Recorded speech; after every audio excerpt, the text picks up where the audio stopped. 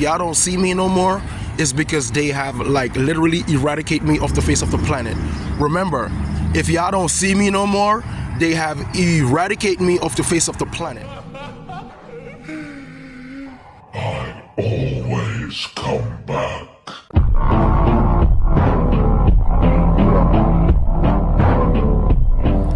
Anyway, so this one is for anyone that's living with any type of incurable diseases.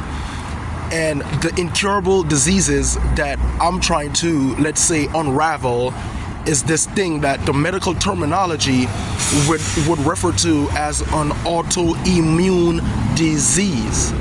Now, the reason why people get autoimmune disease is two reasons. Reason number one, it's either you are having sex with an animal.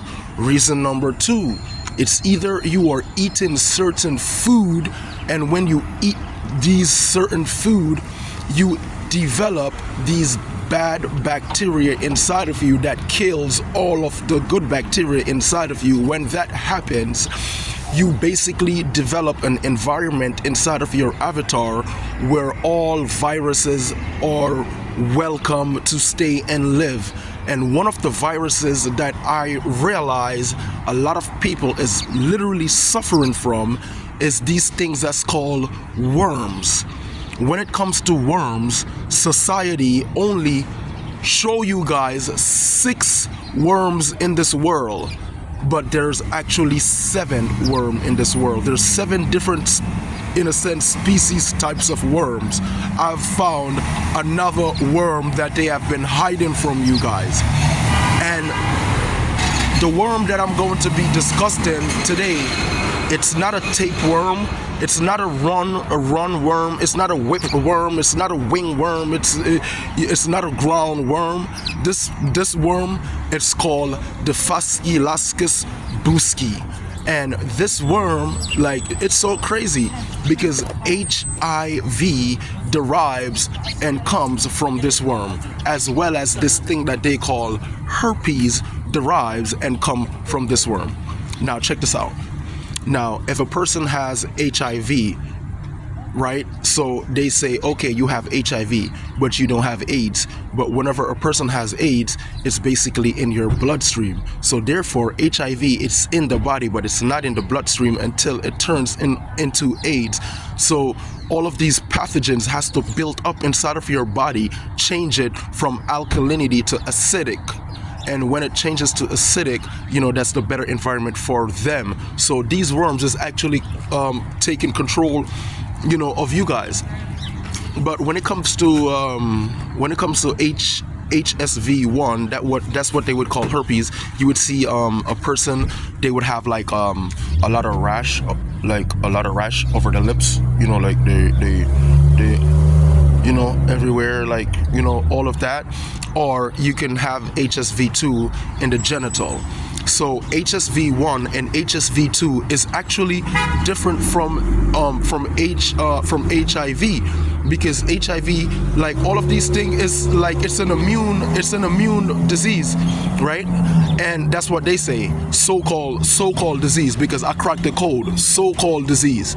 So when a person eat the right food and wash their food properly, because they got microscopic, so I don't want to confuse you because macroscopic is different from microscopic. So they have microscopic organism, bugs, parasites, as well as worms living inside of your food. They also have certain worms inside of animals that protects these animals, that sucks and lives on these animals and literally protect and they coexist with these animals. But we can't afford to have these bugs inside of us or these worms inside of us. Only the animal could have that, because when it comes to worms are like like little small slime vertebrate, I think, if I did my little research correctly. And for a person living with HIV, you know, that person automatically has herpes, because when it comes to all of these viruses, it's basically pathogens.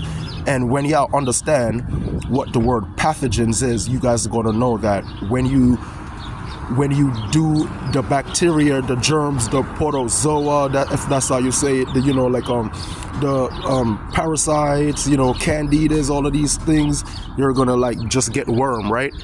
And these worms, bro, they're gonna look something like this, because I'm gonna show y'all what these worms look like, and it's so bad because the general public doesn't really know what's going on. They don't really understand that this planet, we are being eradicated. They are setting a table where they want a certain specific type of people to survive, and for the people that doesn't have the knowledge, and they're lacking knowledge because they don't study and try to learn and know what a fasciculuscus buski is, because health is not valued until sickness comes.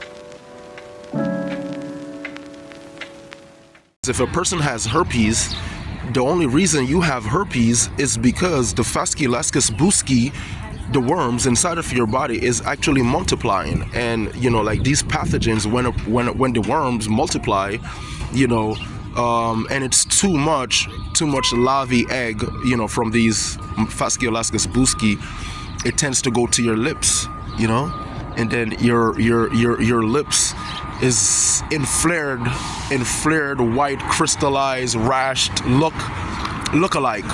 But what that is, it's actually worms worms underneath the skin, so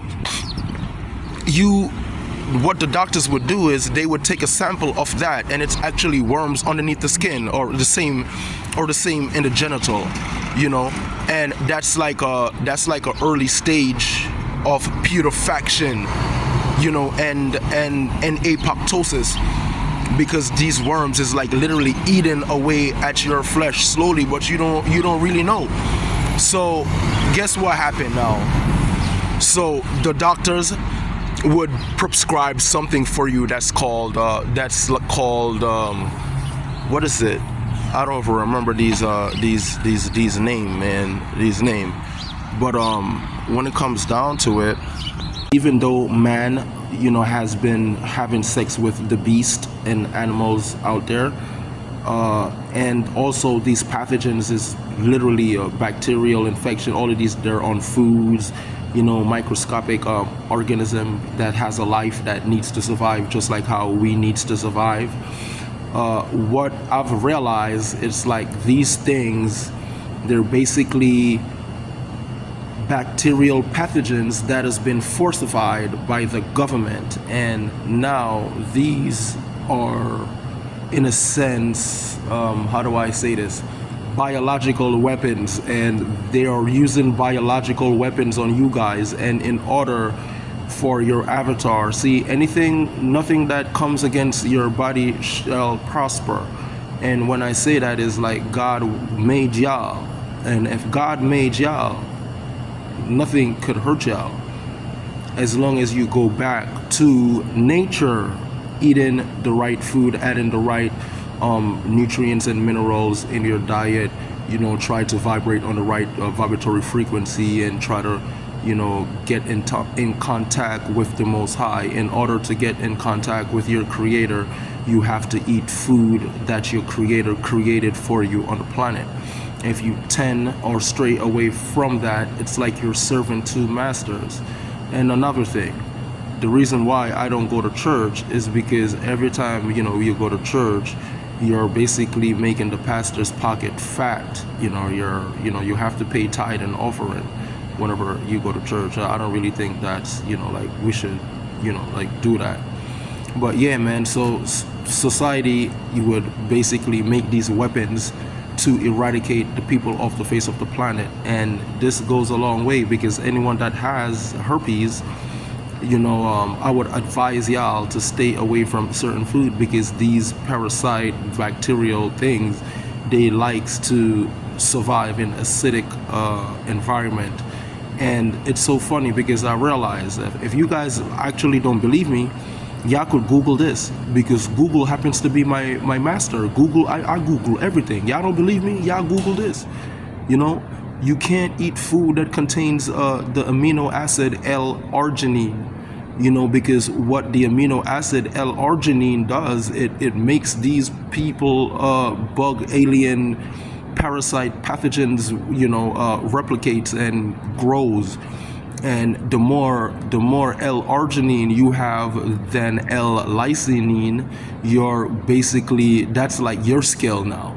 So the more L-arginine you have than L-lysine, you're going to have reoccurrence, breakout in your body. Or let's say the more L-lysine you have than L-arginine you have, that's your safe side.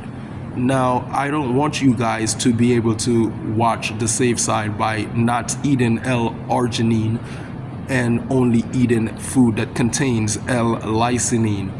Because when it comes to avocado happens to have a lot of L-arginine properties inside of it, as well as it's very, very great fatty acid for the body. So you telling me that a person that has herpes cannot eat avocado because it has a high level of L-arginine than L-lysine inside of it? So this is when y'all do your research and you guys see that y'all got eczema and you eat certain food and the eczema starts to flare up. It's not eczema. The doctors, they have been lying to y'all. It's herpes. That's what the name of it is. It's a zoonotic disease infection, Fasciolacus buski. And how you got to get rid of this bug is you got to clean out the cell walls in your gastrointestinal system. If you don't know what the gastrointestinal system is, that is also your digestive system. When it comes to your digestive system, each and every food has to go through metabolism, where it breaks down via hydrochloric acid, and it started from your mouth, because you have to put things in your mouth in order to eat things. You put it in your mouth, and you have the salivary gland that's going to help to secrete these food to go down the esophagus and goes inside of the gastrointestinal system. So if you guys are eating food that contains L-arginine, you got to cut it out and eat food that contains L-lysine. And just put it like this: L-lysine is alkaline and L-arginine is acidic. And what L-arginine is like food that contains, you know, like chocolate, cookies, milk, lactose, certain fruits, you know, like avocado. Well, is that really a fruit or is it a vegetable? I'm not really sure. I love avocado either way. I'm eating avocado. If I were you guys and something was actually going on with my body, I would only attack the stomach, because the stomach, you know, happens to be where the duodenum is, you know, actually a part of the stomach, right? The digestive system.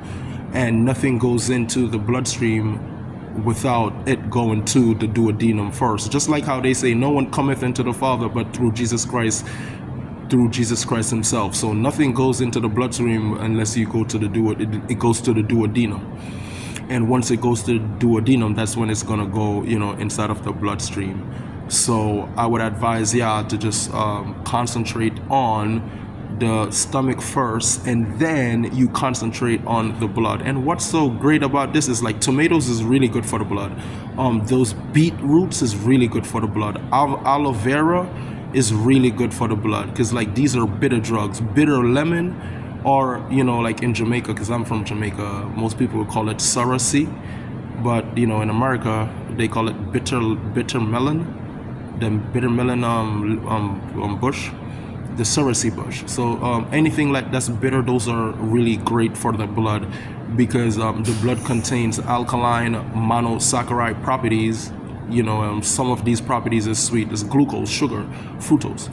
You know, so when you eat certain food, it helps stimulates the blood, as well as the pancreas helps stimulates the blood. So if the pancreas isn't actually working, or if a person pancreas isn't working, they already has diabetes.